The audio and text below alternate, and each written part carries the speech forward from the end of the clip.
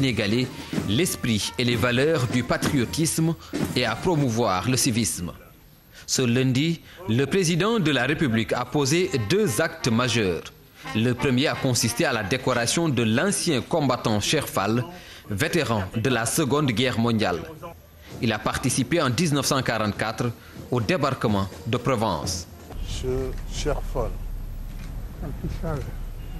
nous vous faisons chevalier dans l'ordre national du Lion. Je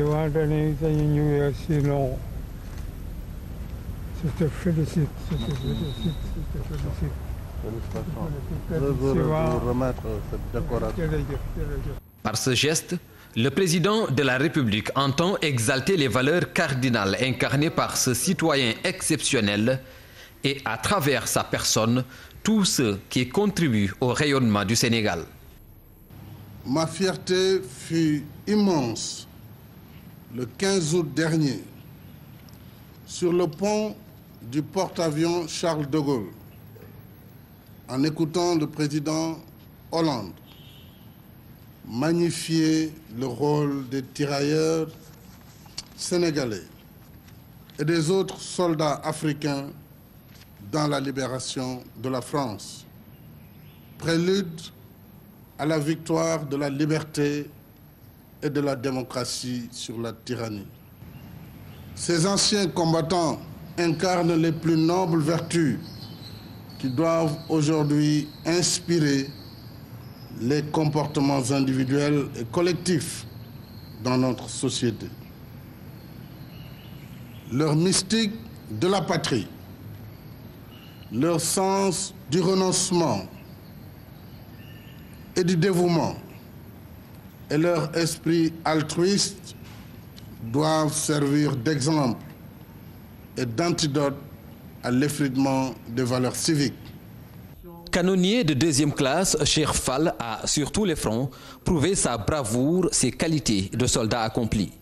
Il est titulaire de la médaille militaire et de la croix de guerre avant d'être décoré le 15 août dernier en France de la Légion d'honneur. Il s'agit donc d'un exemple de courage, de don de soi et de total dévouement à la mission qui devrait inspirer les générations actuelles et futures pour un Sénégal toujours debout. Le second acte de la cérémonie de levée des couleurs est symbolisé par la présence au palais d'un détachement du service national d'hygiène. Une présence qui se justifie par la menace de l'épidémie à virus Ebola avec le seul cas importé de la Guinée. Sur ce, le chef de l'État rassure, toutes les mesures nécessaires sont prises par l'État pour y faire face. Dès les soupçons portés sur l'individu, ce dernier a été placé en isolement au sein d'un pavillon spécialisé du service des maladies infectieuses de l'hôpital de Fann. Le domicile du patient et le poste de santé où il avait été admis en consultation quelques jours plus tôt ont été décontaminés. Dans le même temps, l'ensemble des personnes ayant été à son contact depuis le début de la maladie a été identifié et placé sous observation. Le président de la République exhorte donc les populations à ne céder ni à la panique ni à la stigmatisation. Tout est mis en œuvre pour circonscrire le risque d'extension de ce seul foyer. Les actions des services compétents, appuyés par des partenaires, s'articulent autour de la prévention, de la surveillance et du renforcement de la capacité de riposte. Concernant la prévention, les actions de communication en direction des populations, spots, communiqués, émissions interactives, radio communautaire, campagnes de proximité sur l'ensemble du territoire national sont renforcées pour la systématisation des gestes d'hygiène quotidiens, particulièrement le lavage des mains avec du savon, meilleur moyen pour se prémunir de la maladie. La collaboration avec les médias est aussi renforcée. La transparence est de mise. Les journalistes disposent de toutes les informations nécessaires.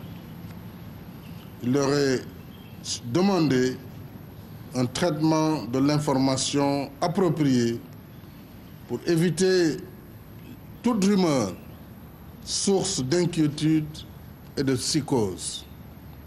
Les leaders religieux sont associés.